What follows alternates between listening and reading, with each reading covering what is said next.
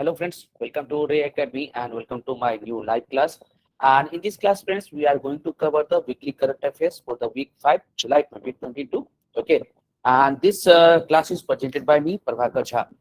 तो नमस्कार दोस्तों, स्वागत है आप लोग का रे एकेडमी में. और इस क्लास में जो आज हम लोग कवर करने जा रहे हैं वो है हमारा वीकली करंट अफेयर जो वीक 5 के लिए है और बहुत ही इंपॉर्टेंट सेशन ये आपके लिए होने जा रहा है. तो चलिए स्टार्ट करते हैं हम अपने डिस्कशन का. सो एज वी नो कि I will complete the topics according to the mains and the prelims, and basically I will focus on, you can say, discussion.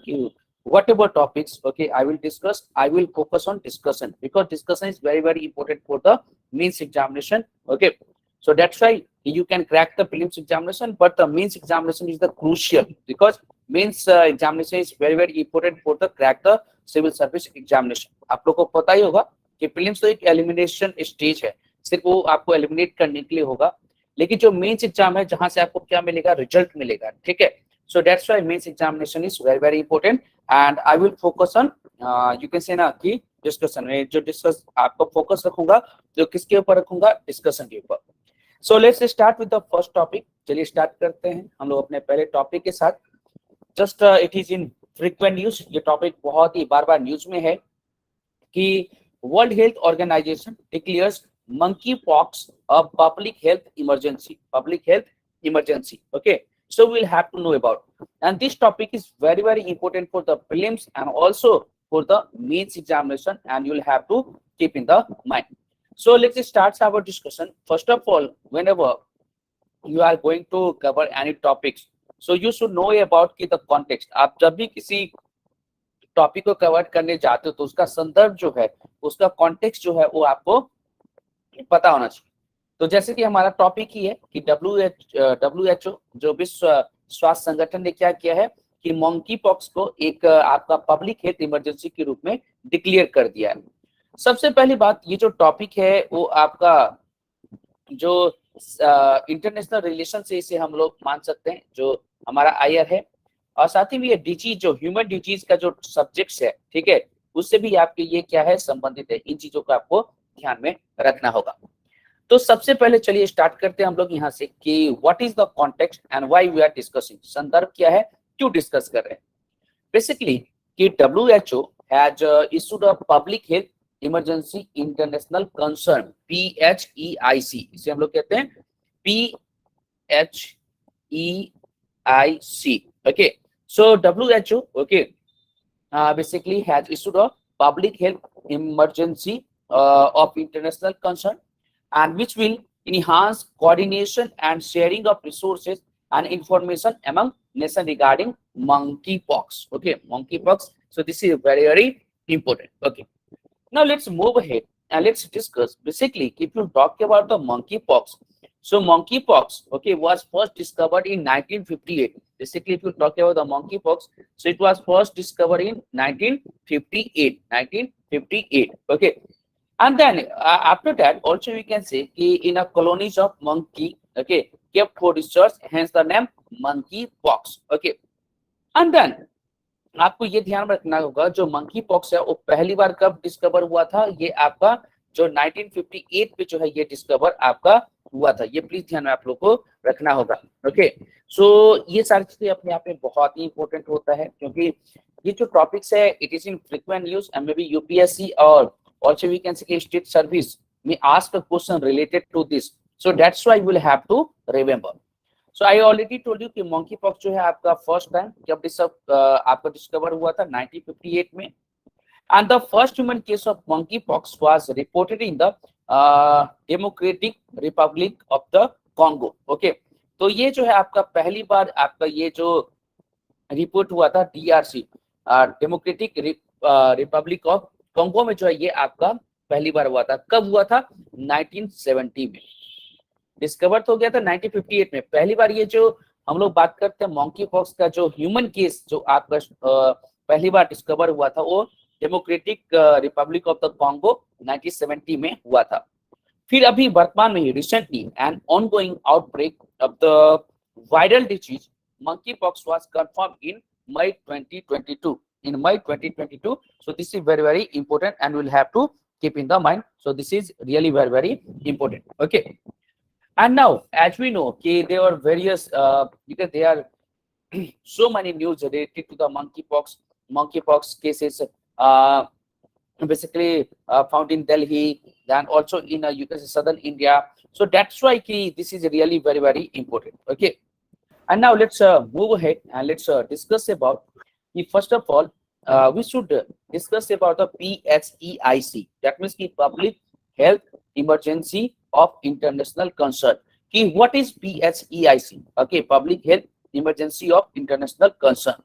So as you can see, basically, PHEIC is an extraordinary event and which constitute a public health risk to other states through the international spread and which potentially requires a coordinated international response. Okay, so PHEIC के बारे में अगर आप बात करते हो, एक ऐसा इवेंट है जिसे हम लोग कहते हैं कि एक्स्ट्रा ऑर्डिनरी इवेंट है, ठीक है, और उसके ये किस चीज के बारे में बात करता है, ये पब्लिक हेल्थ रिस्क के बारे में बात करता है जो कि अंतरराष्ट्रीय स्तर पर स्प्रेड हो सकता है, और उसके लिए कैसे रोका जा सके, उसके लिए क्या कोऑर्डिनेशन हो अंतरराष्ट्रीय स्तर पर, उसके बारे में PHEIC बात करता है, PHEIC बात करता है. तो एज आई टोल्ड यू कि PHEIC that stands for public health emergency of international concern. Okay. So what does declaring a disease PHEIC means? अगर आपको मैं अगर बताऊं, अगर आपको ध्यान में जो रखना हो कि जो PHEIC जो है उसका जो डिक्लेयर कर दिया जाता है तो उसका क्या मतलब होता है. We should know about कि what is the meaning of declaring a PHEIC. Okay. So let's discuss, and I'm going to tell you. You'll have to keep in the mind. So first of all, कि declaring a PHEIC is the highest level of alert. So what it is, the highest level of alert. PHEIC, if you'll talk about, it is the highest level of alert. Okay, so highest level of alert. This is highest level of alert. Okay, and that is really very, very important. We'll have to keep in the mind.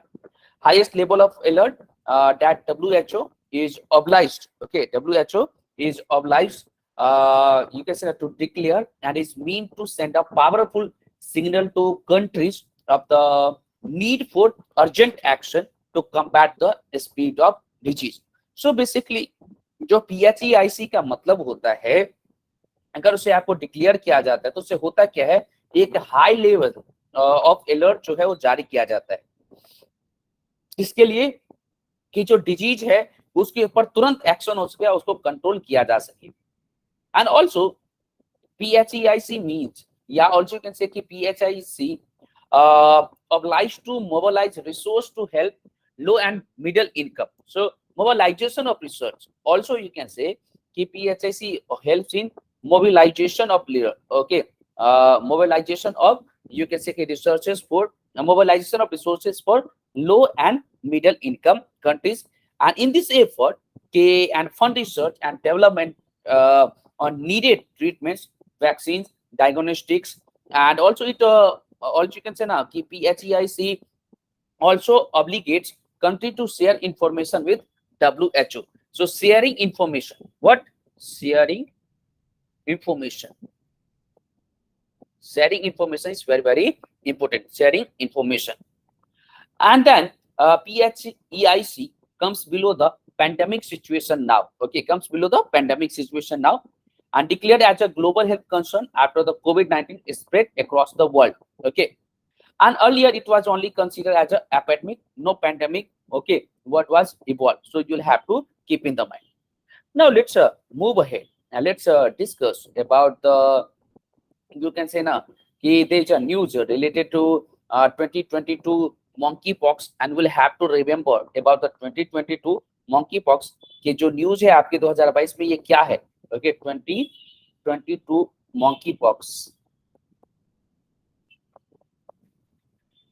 monkeypox जो है ये आपका है क्या, इसके बारे में हमें जानना चाहिए. बेसिकली कि previously WHO had held an, you can say कि meeting on 23rd June 2022, 23rd June 2022 regarding the outbreak of monkeypox, and which had more than 2,100 cases in over 42 countries. Okay, 2100 cases in over 42 countries. आपका जो इसका 23 जून 2022 को बैठक हुआ था world health विश्व स्वास्थ्य संगठन का, क्योंकि 2100 से ज्यादा 2100 से ज्यादा केसेस जो है 42 कंट्रीज में आपके पाए गए हैं।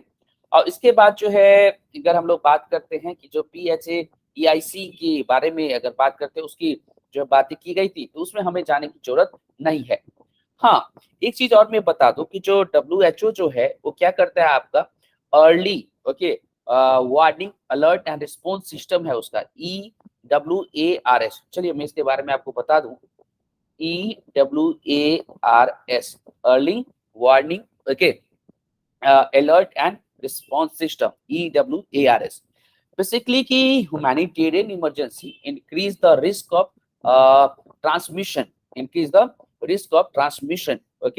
of infectious disease and other health conditions such as severe malnutrition. Okay, and effective disease surveillance system is essential to detecting disease outbreaks quickly before they spread and cost lives and become difficult to control. So that wise ki WHO has you can say na ki EWARS की early warning alert and response system. WHO को क्या है, उनको पता है कि अगर कोई डिजीज अगर आपको हो सकता है, फैल सकता है, इन्फेक्शियस डिजीज है, तो उसके लिए पहले ही सारे कंट्री को, मेंबर्स कंट्री को कर क्या दिया जाता है, आपको पहले ही वार्निंग दे दिया जाता है। सो ये ध्यान में आप लोग को रखने की जरूरत है। Okay, and then also we can say कि डू यू नो अबाउट कि 2022 से पहले भी आपका जो PHAC जो आपका है, ठीक है, उस ग्रुप में बहुत सारे जो डिजीज है उसको हम लोग कहते हैं PHEIC के रूप में डिक्लेयर किया गया था। दैट मींस की public health emergency of international concern. जैसे कि अगर मैं आपको बता दूं 2009 में स्वाइन फ्लू को डिक्लेयर किया गया था, that means in 2009 swine flu, then 2014 polio, then 2014 next Ebola, 2016 Zika virus and 2020 COVID-19. Okay, so this is very important. Now for our examination, the most important fact is that what is monkeypox. So we'll have to remember what is monkeypox. Okay, so let's see what is monkeypox. Okay, basically monkeypox it is a viral zoonotic disease with symptoms similar to smallpox and although with less clinical severity, and it is a potentially serial viral illness and that typically involves flu-like symptoms, swelling of the lymph nodes, and a rash that includes bumps that are initially filled with the fluid before scabbing over. Okay, so basically it is a zoonotic disease. So we'll have to know about what is the meaning of the zoonotic disease. Okay, we'll have to know about. Anyone, can you tell me what is the meaning of the zoonotic disease? क्या आप में से कोई बता सकता है कि ये zoonotic disease होता क्या है? कोई भी? या प्लीज टेल मी सर। जो डिजीज एनिमल से ह्यूमन तक स्प्रेड होता है, क्या होता है? एनिमल से ह्यूमन तक स्प्रेड होता है। Okay very okay, I am going to tell you basically कि जो zoonotic disease are caused by harmful germs like virus, bacteria, parasite, fungi, and these germs can cause many different types of illness in a people and animals, and ranging from you can say mild to serious illness and even death. So zoonotic disease is basically you can say it will spread from animals to human beings. So please keep in the mind, this is really very important. Okay, and now also you can say कि monkeypox illness could be confused with a sexually transmitted infection like syphilis or herpes or chickenpox. Okay, and if you talk about the symptoms, so there are various range of the symptoms of it range from swollen lymph nodes, fever, headache, body body aches and profound weakness. Okay, so you will have to keep in the mind. And now there is also news related to the vaccine and the drug availability. Okay, availability I will not go in detail, but you will have to keep in the mind now there is a news related to the vaccine of the monkeypox. Okay, so Serum Institute of India has said that they are planning to develop mRNA. Okay, mRNA. So please keep in the mind mRNA vaccine against monkeypox in association with its global partner Novavax. Okay, like this. So this is very important topics. That's why I cover this topic. And you can say it changes their mutation. Do you know about the mutation? Okay, so it changes the mutation. Now it is also, you can say that the chances it can spread without you can say skin to skin touch, like just like sneezing, just like you can say COVID-19 pandemic. Okay, so now the WHO is in tension now. Ki yes, ki maybe ki this disease can spread just like a COVID-19 pandemic. So that's why you will have to keep in the mind. Just like I already told you about it is a genetic disease, a viral genetic disease. Okay, no doubt. And basically, its symptoms is similar to the smallpox. Okay, symptoms are similar to the smallpox. And if you talk about the vaccine and drug availability, the two vaccine licensed by the as Food and Drug Administration (FDA) are available for preventing monkeypox infection. Okay, and then also Serum Institute of India, I already told you. And then there's also an antiviral that was developed to treat smallpox, just like a Teco. Okay, Viramate was approved in January 2022 by the European Medicine Agency for the treatment of monkeypox. And however, the WHO is not certain about its therapeutic success of it. But we can say ki at present time, what is happening ki you can see that different types of disease is changing their mutations. Okay, so that's why. But basically ki we can say monkeypox can spread human to human with a skin touch or physical touch. First of all, this topic is also related to the international relation IR. Anyone, can you tell me what is the meaning of the IR? Okay, yeah, Prasanjit, please tell me. Sir, basically it is the relation between countries in the platform of culturally, socially, and economically. Okay. Yeah, basically, if you talk about what is international relation, so international relation is you can say na independent discipline, and also international relation is interdisciplinary discipline. But if you talk about the meaning of the international relation, basically international relation is a relation between the various countries, relation between the various groups in the world. Okay, so we'll have to keep in the mind, this is really very important. Okay, now let's move ahead and let's discuss about our topic. So I told you Lok Sabha passes Indian Antarctic Bill 2022, and this topic is related to the IR, international relation. And let's discuss the context. Basically, Lok Sabha passes the Indian Antarctic Bill 2022, aimed at having India's national measures for protecting the Antarctic environment and dependent and associated ecosystem.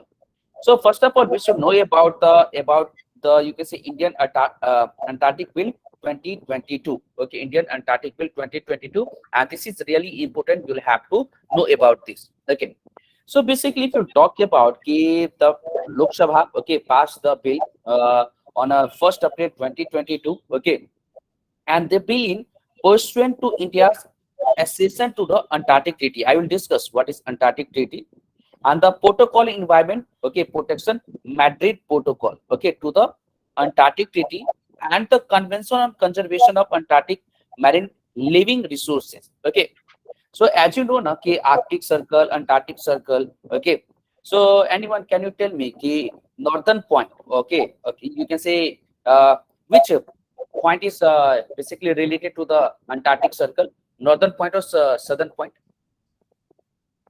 Southern, sir. Southern point. Very good, very good. Okay, well, so basically, I was talking about what is India's Antarctic Bill. Okay, so I told you basically Indian Antarctic Bill was passed by the Parliament. Parliament was Lok Sabha on 1st April 2022, and this bill is in pursuant to India's accession to the Antarctic Treaty and the Protocol on Environment Protection, Madrid Protocol to the Antarctic Treaty. Okay, and then this bill also seeks to protect the Antarctic environment and regulate activities in the regions. Okay, regulates activities in the region. So whenever any bill will pass by the parliament, there will be a specific objective. So we should know about what are the objective of the Indian Antarctic Bill 2022. So first objective is to provide a harmonious policy framework for India's Antarctic activities through a well-established legal mechanism and facilitate activities of the Indian Antarctic Program including management of Antarctic tourism and sustainable development of fisheries. Sustainable development of fisheries. So this is major, you can say, an objective of this bill. And the second objective is it also seeks to constitute a fund for the welfare of Antarctic research work and the protection of the environment of the icy continent. So these are the both, you can say, two important objectives of the India's Antarctic Bill 2022. So now we should discuss why there is a need for the Antarctic legislation. Basically, if you talk about कि जो need क्या था, तो आप देखोगे कि the growing presence of Indian scientists in Antarctica and the commitment to Antarctic research and protection promoted the governments to adopt domestic legislation consistent with its obligation as a member of the Antarctic Treaty system. So we'll have to discuss Antarctic Treaty system. I will discuss. And then these laws will enable India's court to deal with the disputes of crimes committed in parts of Antarctica and also help build credibility, credibility of India's participation. So that's why they, you can say they India's Antarctica Bill 2022.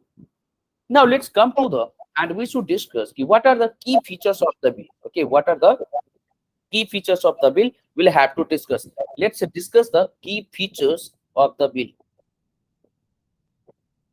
जो ये features की अगर हम लोग बात करते हैं, ये फीचर्स क्या क्या है? सबसे पहले protective native plants, protective native plants. Yeah. So first one is protective native plants. Basically, there will be a strict prohibition on damaging native plants, flying or landing helicopters, or operating vessels that could disturb the birds and seals. Okay, using firearms that could disturb the birds and animals, removing soil or any biological material native to Antarctica, than engaging in any activity that could adversely change the habitat of birds and animals or harm them. And the second one is prohibition on introducing birds not native to Antarctica. Okay, so this is also important. Then third one is strict guidelines to the regulatory entry in Antarctica. Then there's a protecting mineral resources of Antarctica, and then also you can say penalty system, okay, also introduced. And then significance of the, you can say, legislation is like to fulfill provisions under the Antarctica Treaty. So I will discuss. Then preserve the pristine nature of the continent. Then applicability of Indian laws. Okay, we should discuss which you can say activities are prohibited in Antarctica. Anyone, can you guess which you can say activities are prohibited in Antarctica? क्या आप लोगों को पता है कौन सी activities, मान लो कि आपका क्या हो सकता है, प्रोहिबिटेड हो सकता है, prohibited activities in Antarctica? Yes, sir. One by one. Yes, sir. Let's raise your hand and then I will ask. Sir, या माधुरी, पहले चलो आप ही बताओ. sir, there is some set of rules and regulations for that visitors that have to follow to go to there. Without permission, sir, one can go to Antarctica to visit, sir. Okay, got it. Yeah, Prasanjit. Environmental. Prasanjit. Yes, sir. Sir, basically, first of all is that whosoever is going to Antarctica, basically they need the permission of the government authorities. And the second thing is that nobody has any kind of legal right to do fishing activities and creating some damage to the government, creating some damage to the environment properties present there. Okay. Yes, Santosh. Yes, sir. Sir, it prohibits the drilling and excavated activity for the mineral resources, first one, sir. Okay. And military use, nuclear जो होता है हमारा biological weapon, वो भी हमारा prohibit है. और सबसे बड़ी बात सर, जो टेरिटोरियल क्लेम होता है ना 1945 के बाद जो कोल्ड वॉर चल रहा था, वो भी बंद करने के लिए अंटार्कटिका बिल जो 1959 में 12 कंट्री के बाद साइन किए. Okay, very good. Okay, very good. Yeah, Amit. Yes, same points are like there should not be any kind of ice rupture, sir, and also any kind of military activities should not be start there, and also Mhm, there should be a peaceful conditions should be arise in Antarctica region, and no mhm. country can make any claim any kind of the territory for the Antarctica. Like कोई भी देश अपना वहाँ पे हिस्सा जारी नहीं कर सकता Yes. कि ये Mhm. पार्ट मेरा है उसका है. Okay, This is okay, got it. or Okay, also sir so there any kind of yeah. nuclear reactivity can also prohibited there, sir. Okay, okay, very good. So basically, I'm going to tell you the three prohibited activities. Okay, first one is nuclear explosion or disposal of radioactive waste. Okay, so it will not be possible. Second one, introduction of non-style, also you can say style soil, non-protective soils. And the last one is discharge of garbage, plastics, or other substance into the sea, which is harmful to the marine environment. Okay, so these are the prohibited activities, and that is very, very important, and we'll have to keep in the mind. So now for our examination, we'll have to discuss the Antarctic Treaty. It is mentioned in the slide. Okay, basically this treaty was signed in Washington on the 1st December 1959 by the 12 nations that had been active during the, you can say na ki yeah, active for the Antarctica, just like Argentina, Australia, Belgium, Chile, France, Japan, New Zealand, Norway, South Africa, United Kingdom, United States, and USSR. Okay. And basically, if you talk about the Antarctic Treaty, so basically the treaty which applies to the area south of 60° of the south latitude. Just like now, as we know, in this is the north latitude, okay, Arctic, and this is the south Antarctic. Okay, so we'll have to keep in the mind. So the treaty which apply to the areas of south of 60° south latitude is surprisingly short but remarkably effective, and this is also effective for the global warming.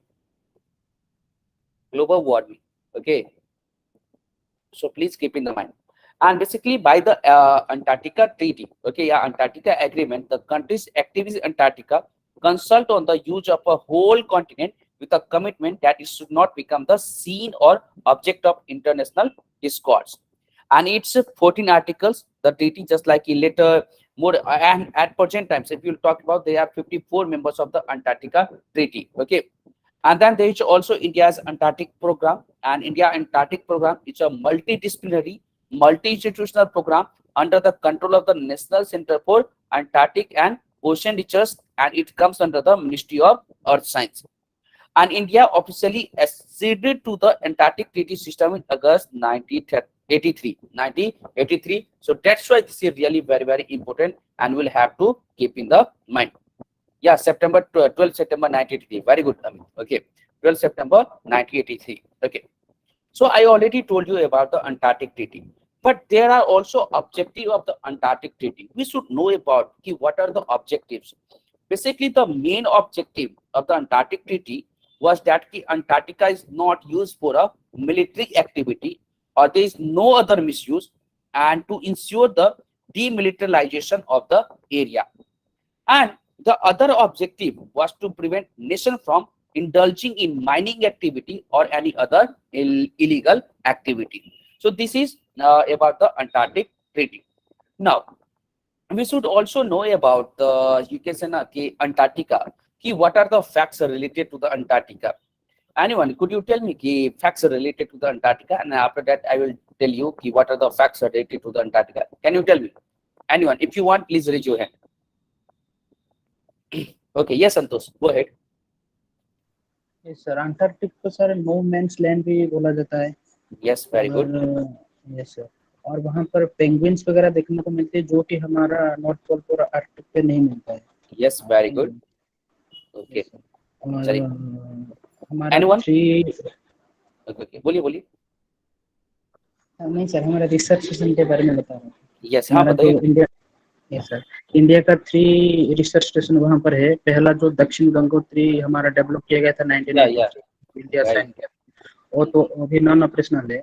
लेकिन उसके बाद 1989 पर मैत्री का और 2015 का भारतीय station, और हमारा आर्कटिक स्टेशन पर Himalaya 2008 research station. Very good Santosh, आपने कवर किया भाई सब topic. Very good, very good. Anyone else, can you tell me the extra fact?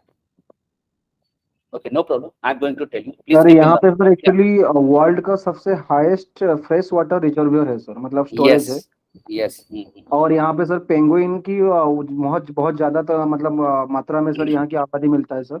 Yeah, very good. और also sir it's a shelter for the wild life resources, the water wild life resources.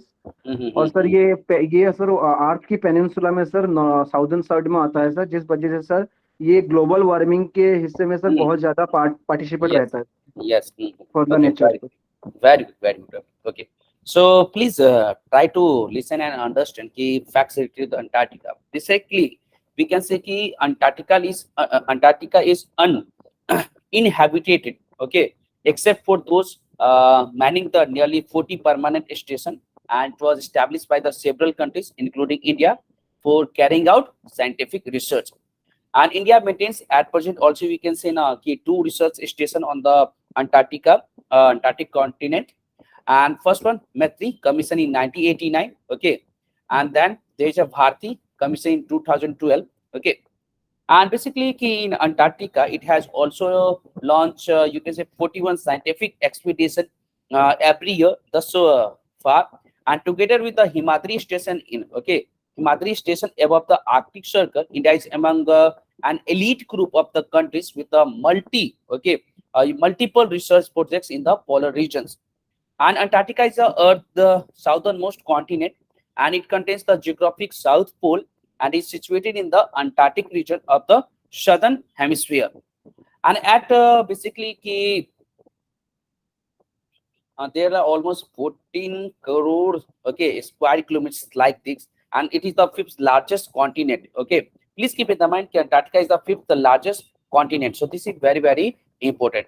So we have discussed about India passes the Antarctica Bill 2022, and I have covered the you can say Bill's facts. Then also that after that I have covered the facts related to Antarctica Treaty, and then also facts related to the Antarctica. So the next topic is related to the Supreme Court. Okay, recognize the right to be forgotten as a part of the right to privacy. Okay, as a part of the right to privacy. So basically this topic is related to the General Studies paper 2 Polity and Governance. General Studies paper 2 Polity and Governance. So first of all, we'll have to discuss about what is the context. The center has told the Delhi High Court that the right to be forgotten is evolving, and which was held in the Supreme Court's landmark judgments in the 2017 as a facet of the right to privacy. Okay. So first of all, also we should know about the background. Basically, the right to be forgotten, also known as the right to erasures, okay, was established in the European Union in 2014. So first time right to be forgotten was started in 2014 in European Union. And in India, the Personal Data Protection Bill 2019, in India, the protection, Data Bill 2019 provides for a mechanism to implement this concept, and though it is not an absolute right. And then in 2017, a 9-judge constitutional bench headed by the Chief Justice G.S. Kheher,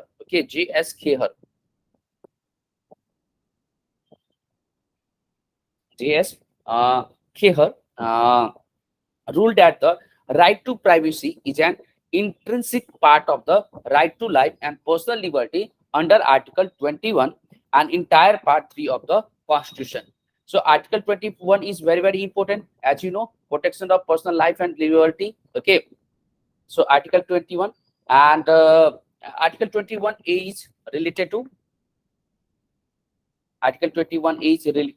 can you tell me? Right to life, sir. That's a right to life and liberty. No, I'm asking about Article 21A. 21A, sir. Yeah. It's a personal, I think. No, right to education. Yes, sir. Right to education. Yeah, right to education. Yes, sir. Yes. Yeah. Okay. So very good. So I already told you by Justice Kheher, Justice Kheher, and they said basically there were 9 judges of the Supreme Court. They says yes, right to privacy is a part of the Article 21 and entire part of the Constitution. Now for our examination, basically we should know about what is right to be forgotten. What is right to be forgotten? We'll have to know about it. So let's discuss ki what is the right to be forgotten. Basically, it is the right to have publicly available personal information removed from the internet, search, database, website, or any other public platforms once the personal information in question is no longer necessary or relevant. Just like you search, you can say any topic on Google. Okay, so Google will keep the records. Okay, for all, also you can say ki lifetime. Okay, but if there is a right to be forgotten, so Google will have to erase this data if there is a you can say ki within 90 days, yeah, 30 days, like this. Okay, and right to be forgotten get importance after the 2014 decision of the Court of Justice of the European Union in the Google spam case. Okay, and the Indian context, the Supreme Court in Puttaswamy versus Union of India, this case is related to right to privacy. Right to privacy 2017 noted that the right to be forgotten was a part of the broader right of privacy. Okay, broader right of privacy, and it emerges from the right to privacy under Article 21 and partially, okay, from the right to dignity under Article 14. Under Article 14, so this is also very, very important. Now let's move ahead and let's discuss what is the Sir? right to. Yes, please. Sir, so can you say right to be forgotten is fundamental right? Yes, of course, we can say it comes under the Article 21A. Okay. Article 21, and also you can say basically in Article 21 there are so many things. Okay, right to clean environment, right to drinking water, safe drinking waters, right to also you can say better facilities. So in Article 21 there is so many things. Okay, so we can say, yeah, now it is a part of the fundamental rights. So what is right to privacy? Because right to privacy is a fundamental right according to the Supreme Courts. Okay, so in a Puttaswamy case versus Union of India case 2017, right to privacy was declared a fundamental right by the Supreme Court, and the right to privacy is protected as an intrinsic part of the right to life and personal liberty under Article 21, and as a part of the freedoms guaranteed by the Part 3 of the Constitution. Part 3, that means key fundamental rights, Article 12 to 35. Article 12 to 35. So this is really very, very important. Okay, and also we should know what are the regions? What are the regions for a right to be forgotten request? Can you guess what are the regions? So basically, I can tell you data exists on the internet that is old, okay, outdated, or otherwise not currently relevant. So there should be a right to be forgotten, okay, request. And the data subjects decide that the data, okay, controller no longer has right to access their data, and the data is in the public domain. So like this we can see. Okay, so if you talk about basically how does the judgment impact and different stakeholders, just like right to be forgotten. So for the citizens, citizens will be benefit from the judgments as they will be allowed to preserve their personal, okay, details from being in public, and citizen no longer need to file a case in order to request for information from search engines to be removed. Okay, and for the technological companies, just like technological companies just like Google, Twitter, Facebook have opposed these judgments. Okay, and as they say, they cannot remove every details of its users or regulate the content flowing. And for the government has a mixed reaction to this, as they say there are many norms already inconsistent with privacy. Okay, and there's also some issues involved with the judgments related to right to be forgotten. So I will not go in detail, this is not important, but please keep in mind there is a privacy versus information, okay, debate. So it brings the person's right to be left alone and derived from the Article 21, and directly in conflict with the rights of the media to report on issue and flowing from Article 19. Okay, like this. Okay, so this is very, very important. Now, so we have discussed about the right to be forgotten. Is it clear or any doubt? Okay, one thing else we should discuss what are the importance of the right to be forgotten? क्या importance हो सकता है? क्या can you guess? Could you tell me? Anyone, if you want, please raise your hand. कोई आप बता सकते हो कि राइट टू बी फॉरगेटन जो है उसका क्या क्या फायदा हो सकता है? What are the advantage of the right to be forgotten? Sir सबसे बड़ी बात है सर, डाटा ब्रीचिंग या डाटा माइनिंग नहीं हो पाएगा sir. Very good, very good. Data, there will be no, you can say, the possibility of the data breaching and data mining. Yes, very good. Next. Sir एक person का जो dignity जो होता है ना वो हैम्पर नहीं हो सकता right Yeah, to very forgotten good. से। So yes, of course. Ki- Yes, sir. Thank you. Now let's start with a new topic, and new topic is SC cannot deny. Supreme Court says cannot deny abortion rights to unmarried women. So first of all, we'll have to understand that this topic is related to polity and governance, and the context is the Supreme Court has allowed an unmarried woman to seek termination of pregnancy with the remarks that abortion cannot be denied because woman is unmarried. Okay, so that's why this topic is very, very important. So now let's discuss what are the issues related to this. Basically, there were cases, okay, and the petitioner had told the court that the pregnancy was a result of consensual relationship and that she wanted to terminate the pregnancy because her partner had refused to marry her. Okay, and she also told that the court that she feared also stigmatizations as a single and unmarried woman. उसको डर है कहीं उसे कलंक न लग जाए क्योंकि वो unmarried woman है. That's why. And the Delhi High Court bench said it cannot allow what the law prohibits, just like access to termination of pregnancy between 20 to 24 weeks for an unmarried woman, and just because her relationship status has changed. Okay, and the two-judge bench of the Delhi High Court has also observed that it would amount to killing the child. Okay, so what was the Supreme Court's views on the matter? We'll have to know about, because Supreme Court views is very, very important for us, and we'll have to understand.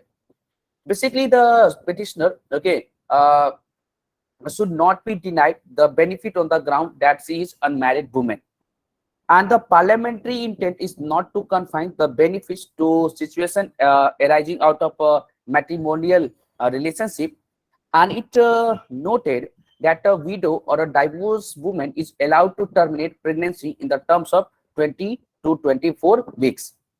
Basically, friends, key bench led by the Justice D.Y. Chandra Chud observed that the Delhi High Court took an unduly restrictive view the provision of the medical termination of pregnancy rules while declining the women interim relief.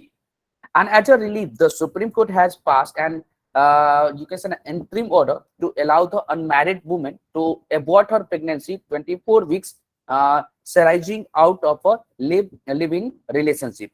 So now we should discuss what is India's laws on abortion. So if we will discuss, then we'll be able to understand. Okay, so you can see here section 312 of IPC, okay, 8060 criminalize voluntarily causing miscarriage even when the miscarriage is with the pregnant woman's consent, and except when the miscarriage is caused to save the woman's life.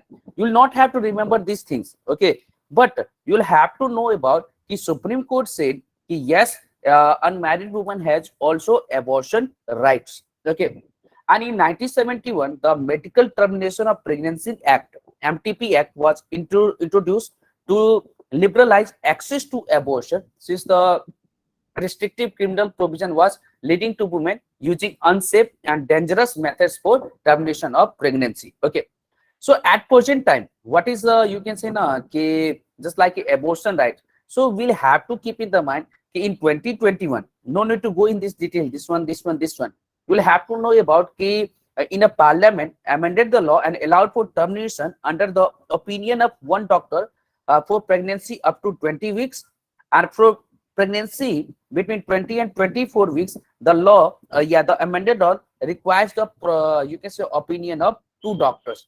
For within the 20 weeks, there should be opinion of one doctor, and after that 20, more than 20 and 24 weeks, you can say within 24 weeks, there should be opinion of two doctors. So we'll have to keep in the mind. Okay, and now unmarried according to Supreme Court decisions, unmarried woman has also, you can say, right to we can say abortion. Okay, right to abortion.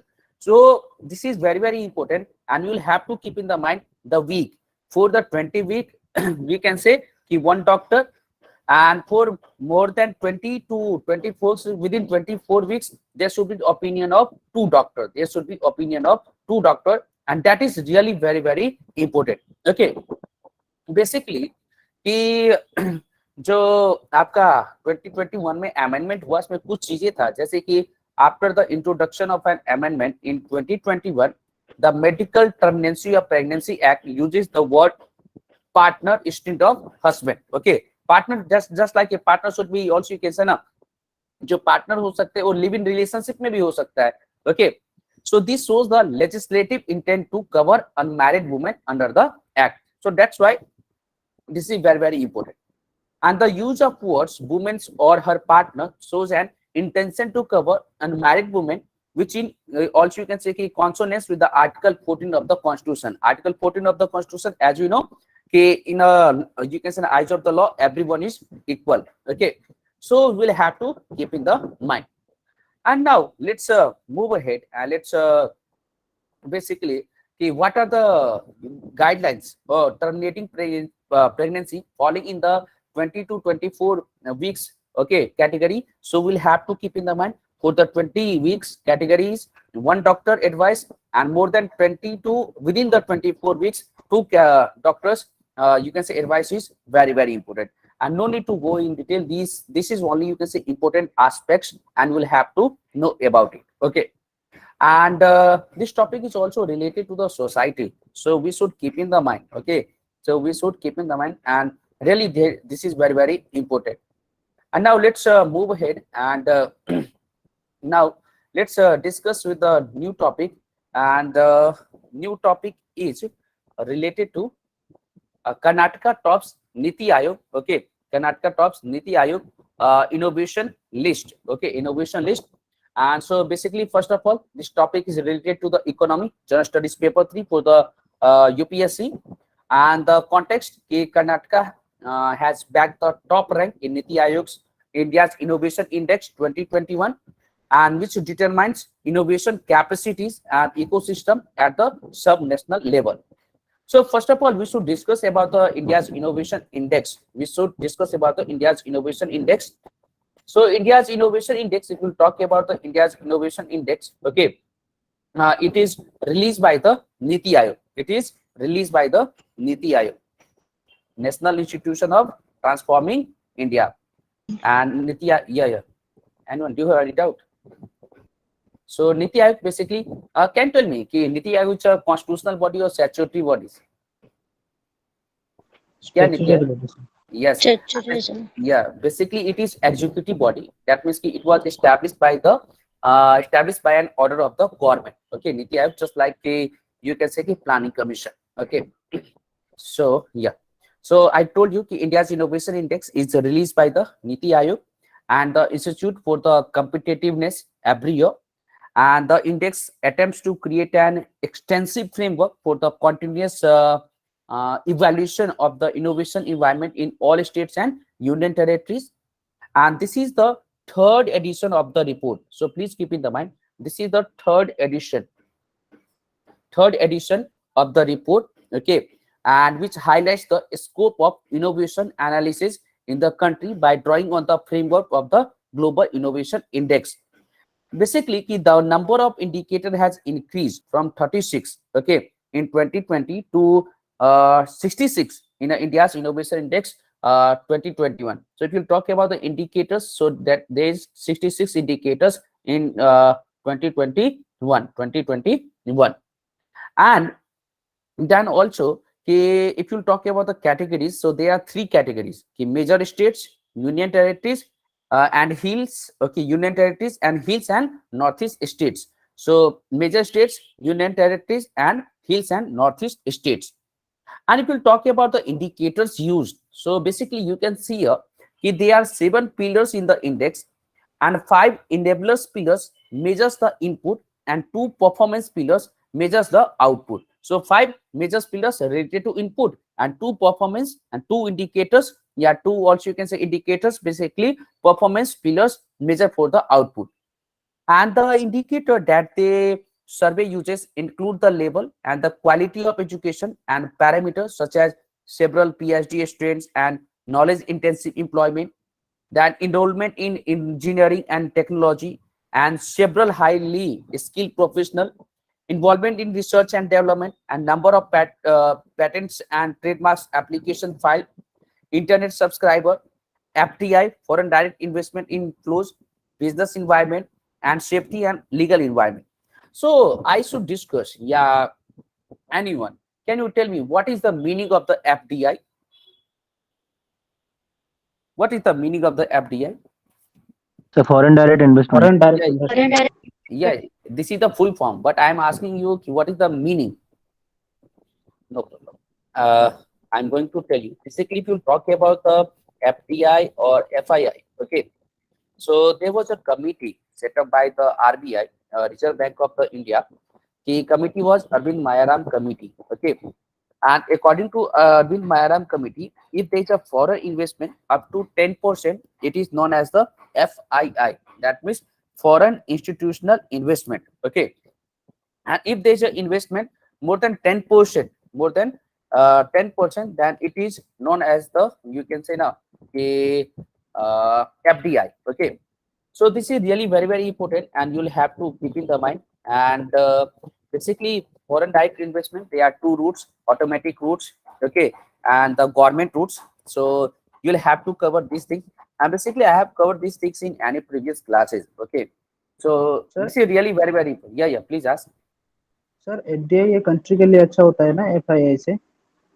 हाँ, FDI अच्छा होता है क्योंकि FDI में बहुत ज्यादा investment आता है, उसके साथ टेक्नोलॉजी भी आता है। क्योंकि अगर कोई भी कंपनी मान लो कि अपना सेटअप करती है, जस्ट लाइक एमएनसी या केएफसी का ही एग्जांपल है, तो क्या करती है, वो अपना टेक्नोलॉजी लाते हैं, अपना जो रिसर्च होता है वो लाते हैं, तो उससे हमारे कंट्री का बहुत फायदा होता है, ठीक है। और एफआईआई क्या है, अप टू 10% इन्वेस्टमेंट। अगर सिर्फ 10% इन्वेस्टमेंट है तो उनको क्या लेना है, उनको जो कर रही है कंपनी करने दो, हमें रिटर्न मिलना चाहिए, हो गया। लेकिन एफडीआई में अगर 10% से ज्यादा है, कई बार होता है 74%, 49%, बहुत सारे ऐसे सेक्टर्स हैं, तो उसमें क्या होता है कि एफडीआई से कंट्री को बहुत ज्यादा फायदा होता है, ओके। सो ये सारी चीजें हैं, प्लीज आप लोग को भी इन सारी चीजों को ध्यान में रखना चाहिए, क्योंकि ऐसे क्वेश्चन आते हैं। और इकोनॉमी के क्वेश्चन जो है बेसिकली यूपीएससी जो पूछता है वो आपको करंट अफेयर्स बेस पूछता है। So that's why this is really very very important, okay.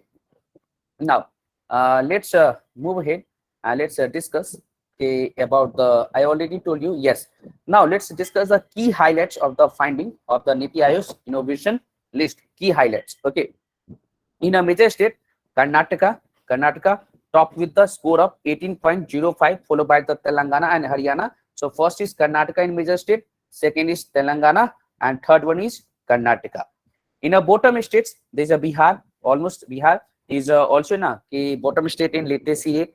Then there is Odisha and Chhattisgarh scored the lowest on the index, and which put them at the bottom in the major states category. And Chhattisgarh ranked last with the 10.97 points.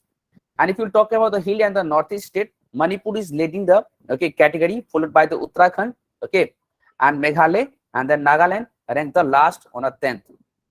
Then Union territories and small states, Chandigarh is the top performer with a score of 27.88, followed by Delhi and Andaman and Nicobar. So in major state, Karnataka is top, and in bottom states, we have hill and northeast states, Manipur is top, Nagaland is the last, Union and territories, Chandigarh is top, okay. Also you can say top 3 performers Union territories are the Chandigarh, Delhi, and Andaman and Nicobar. So we'll have to keep in the mind. Yes, we should discuss for the mains examination. Why Karnataka? Okay, what are the reasons for Karnataka topping in the index? Basically, Karnataka's success is attributed to its peak performance in attracting foreign direct investments. And that Karnataka, with a score of 19.06, is the top performer in the terms of investment. And this is largely due to its high performance on various indicators, just like including FDI inflow. Then Karnataka received the 4th highest FDI inflow in India, Okay, so please keep in the mind. And it also able to manage the higher number of ventures deals in the country. And basically Bangalore is very famous, na, Bangalore. And Yes, Karnataka sir. IT also, hub. yeah, Sir, IT why hub. Maharashtra is not in that list, sir? Because Maharashtra, due to the Maharashtra government policy, okay, just you can say now before 2 or 3 months, or before 1 month, we can say they were महा क्या नाम था उनका, महा विकास अघाड़ी गठबंधन, कुछ नहीं कर रहे थे वो लोग, ठीक है. So due to the Maharashtra government policies, या Maharashtra is capitalist capital economy of sorry cap you can say ना कि economic capital of India, but Maharashtra government policy, farmers government policy was not so good in the interest of the, you can say, innovation index. So that's why. Okay, sir. And then also we can say ki Karnataka also scores high in the performer dimension with the highest share of the exports and geographical indications registration, and the percentage of school with the you can say information communication and technology labs increased from 29% to 46%, and with a robust network of academic institutions in Karnataka. So that's why this is very, very important. Okay, this is very, very important, and we'll have to keep in the mind. So we have discussed these things. Okay, and now let's move ahead and let's discuss about a new topic. And the new topic is a decade of Swar Samrat Festival. Okay, Swar Samrat Festival. So really this is very, very important, and we'll have to remember these things. Okay, a decade of Swar Samrat Festival, it is related to the music. Basically the context is in the 10th edition of Swar Samrat Festival celebrated as a you also can say centennial, okay, of a Sarod Master Ustad Ali Akbar Khan. Ustad Ali Akbar Khan. Okay, Ustad Ali Akbar Khan. भाई मैं तो current में पढ़ा तो, लेकिन नाम जब आता है ना, जैसे अकबर, औरंगजेब, बहुत सारी चीजें मेरे माइंड में आ जाता है. ठीक है, सो इन चीजों को चलिए कोई बात नहीं, आप लोग भी कवर करते रहिएगा. इस सबसे बहुत ही आपको फायदा हो सकता है. ठीक है, इस सबसे बहुत फायदा होगा. फायदा का मतलब कि अगर मैं आपको बताऊं कि जैसे ना ये होता है ना, क्या कहते हैं कि जैसे कोई टॉपिक है, ठीक है, अब उस टॉपिक से रिलेटेड अगर मैं आपको बताऊं कि कौन कौन से जैसे कि अकबर है, अब अकबर से रिलेटेड फैक्ट्स क्या है, उसने 16 कुल पॉलिसी निकाला, उसने जो है आगरा का फोर्ट बनाया, उसने जो है इबादत खाना बनाया, and he also basically you can say कि architect Fatehpur Sikri like this. So that's why this is very, very important and we'll have to keep in the mind. Okay, so these things are very, very important. And अगर आपको कोई भी topic मिलता है और जो लगे कि करंट अफेयर से भी संबंधित है, तो उसको आप लोग को कवर अप करते चलना है. उसको आप लोग कवर अप करते चलोगे तो बहुत ही इंपॉर्टेंट हो जाएगा, बहुत ही इंपॉर्टेंट आपका ये हो जाएगा. ठीक है, so that's why this is very, very important. And now let's move ahead and let's discuss about the facts. So basically let's discuss ki what is the event, what are the facts related to this. So basically ki Swar Samrat Festival, also known as SSF, is a 4-day annual, okay, mega festival of Indian classical music and dance. And the festival is brainchild of the Sarod Maestro Pandit Tajendra Narayan Majumdar and his wife Mansi Majumdar and their son, okay, Indrayudh Majumdar. And the festival is dedicated to Swar Samrat Ustad Ali Akbar Khan, and basically generally held during the winters in Kolkata, India. And this event is going to be for the year 2020, 2021, and this year it will be organized in Delhi, and awards are given for the both music and the dancer. Okay, music and dancer. So we should know about the few facts related to the Swar Samrat Ustad Ali Akbar Khan. Basically, Ali Akbar Khan was born in Sikpur, a small city in present day Bangladesh, on 14th April 1922. Okay, to Acharya Baba Alauddin Khan and Madina Begum. Okay, and Ali Akbar Khan, basically formally he was known as the Khan Sahib, and Ali Akbar Khan was regarded as musicians of musician, and he was the master of the sarod. Okay, sarod is a 25 string fretless instrument, okay, in the Meher Gharana, okay, and was known for his incredible breadth of the artistry and the knowledge. So this is very, very important.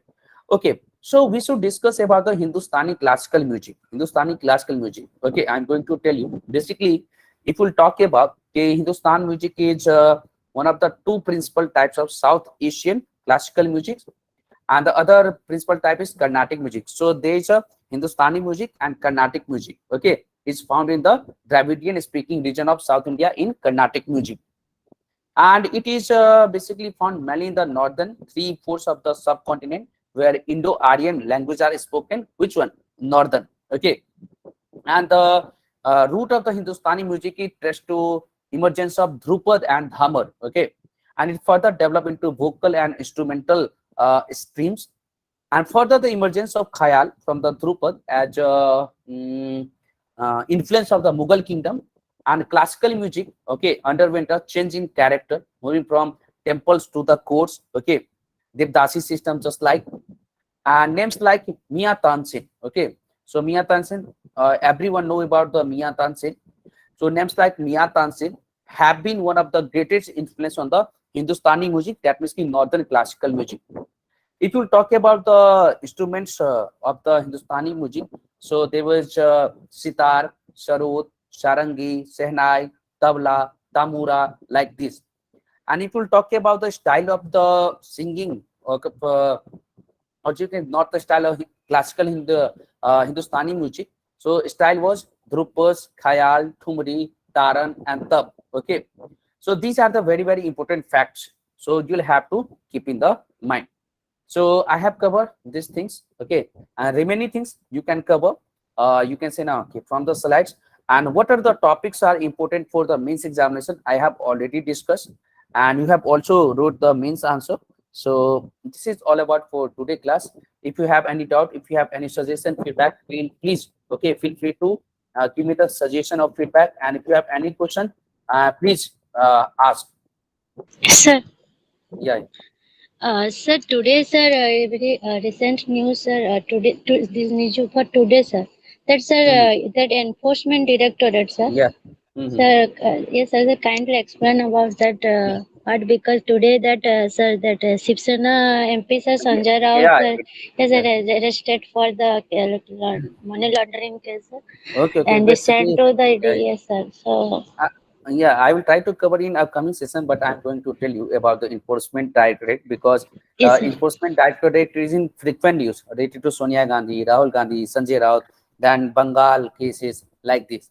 So basically, the origin of the enforcement directorate goes back to 1st May 1956, when an enforcement unit was formed in the Department of Economic Affairs, and for handling exchange controls laws violation under the Foreign Exchange Regulation Act 1947. Okay, and then in next years in 1957, this unit was renamed as Enforcement Directorate, and presently it is a part of the Department of the Revenue, Ministry of Finance, and the organization's mandate with the task of enforcing the provision of two special fiscal laws, just like a Foreign Exchange Management Act 1999, FEMA, and the Prevention of Money Laundering Act 2002, PMLA. Okay, and so this is very, very important. You will have to keep in the mind.